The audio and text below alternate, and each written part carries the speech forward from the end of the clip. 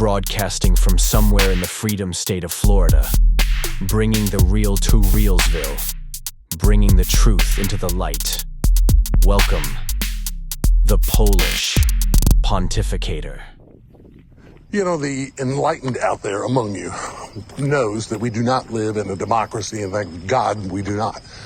We live in a constitutional republic. And if you go back to the Constitutional Convention, you can hear them talk about the great Montesquieu, the great Baron Montesquieu, who was this French political thinker who actually had been looking at government and governance in England and how it functioned. So he wrote a book called The Spirit of the Laws, where he outlined that a government should be constituted by three principal components, three principal parts: the executive, in our case the president, the legislative, in our case Congress, and the judicial, in our case the courts. And that they have well enumerated, which really means well-defined powers, responsibilities, and that each would check the other. So now we come to the courts and democracy in America, to borrow a phrase from de Tocqueville. And the federal courts, hell, every damn court, has decided that they are a power unto themselves. Now, with the federal courts, you have judges which are unrepresentative and unaccountable. Unrepresented because no one elected their asses, and unaccountable because they have lifetime appointments. So now we have 677 lower federal court justices, all unaccountable and unrepresentative, who decide now that they are the executive branch. They have the right to exercise executive authority, and that any order issued by the president, they can countermand, they can set aside until they decide whether or not they're going to rule in favor or against it. And then you have to wait till it goes up to the Court of Appeals, the Federal Court of Appeals. Again, a group of judges which are unrepresentative and unaccountable. And they get to render an opinion on the previous opinion. And then eventually, months, probably years later, it goes up to the Supreme Court. And the philosopher kings, the 9 of them, get to render a final judgment whether or not the president and his executive authority could issue the order that had been suspended years ago. So in that spirit, we have a jackass, a piece of crap by the name of Boasberg, who has decided that he was going to countermand and suspend Trump's expulsion or deportation of thugs, murderers, rapists, pedophiles, sex slavers, drug traffickers, the scum of the earth. And each one had to be brought back to him and individually judged either pro or con. Well, in the process, Trump went to the Supreme Court, bypassing the idiots in the appeals court, and said, we need some relief from this moron.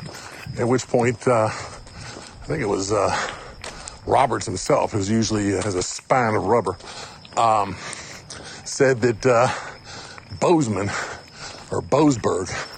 did not have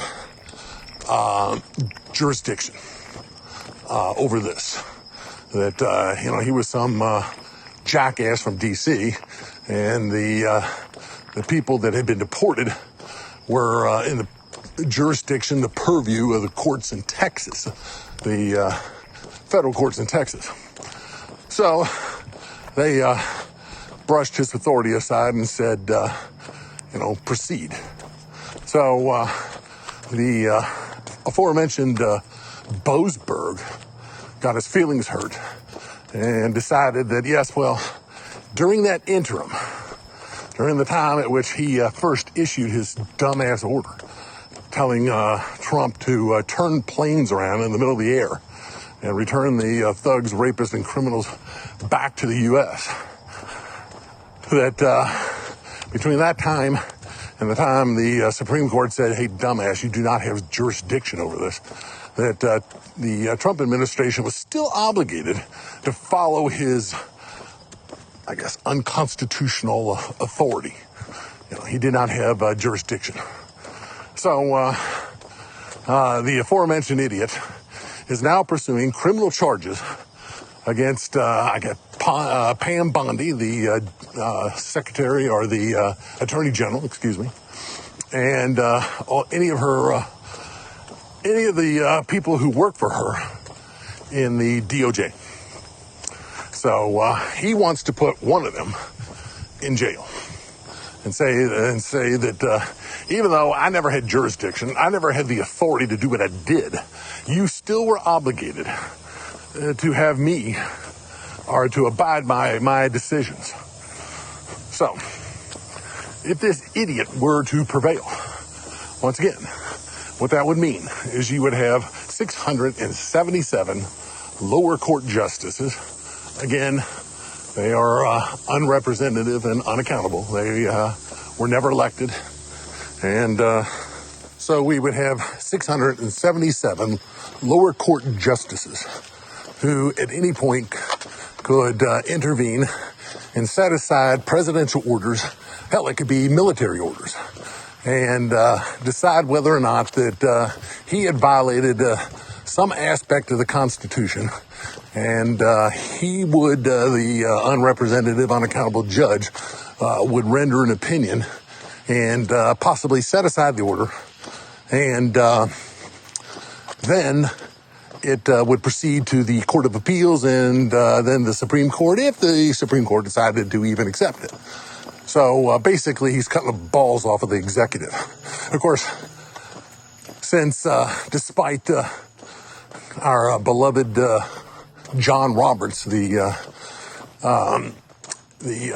head of the Supreme Court, the Chief Justice, protesting and saying there's no such thing as Republican justices and Democrat judges. Well, that's bullshit.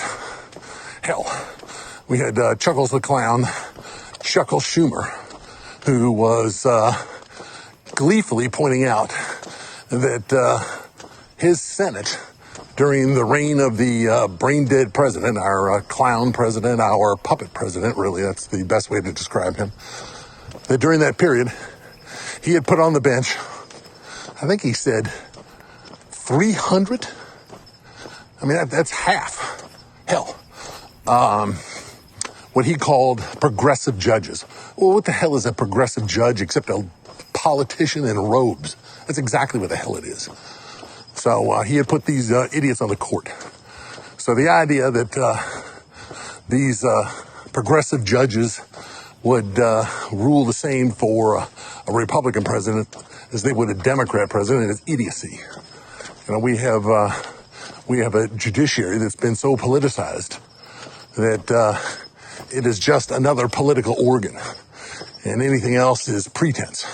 So at the end of this rambling, the question is, do we live in America in a democracy, or a constitutional republic, or do we live in a courtocracy, a rule by courts?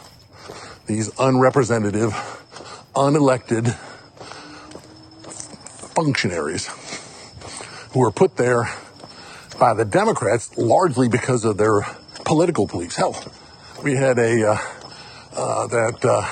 brain-dead idiot that we used to call a president even said from the very beginning during his campaign that he would ignore the vast majority of talent, judicial talent, and only nominate a black woman. And I believe black women constitute 3% of the lawyers in the country. So 97% of the lawyers in the country were put aside, ignored, cast aside. Anyway,